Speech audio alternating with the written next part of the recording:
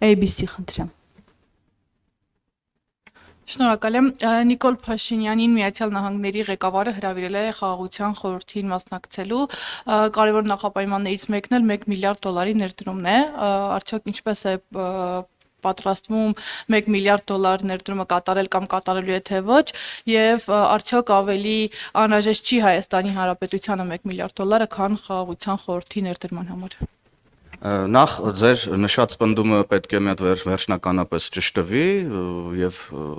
վարչապետի աշխատակազմը ըստ էության այդ հարցերի պատասխանները կտա։ Ես նման տեղեկատվություն այս բանին չունեմ եւ նաեւ կարծում եմ, որ հրավերը կարող է տարբեր ղեկավարներին տարբեր տրամաբանությամբ ուղարկվել եւ ձեր նշած պայմանը կարող է նաեւ պարտադիր պայման չլինել։ Դրա համար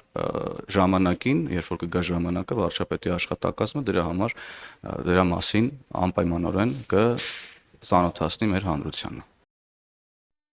Հավանիր տեսանյութը եւ բաժանորդագրվիր նորությունները բաց չթողնելու համար։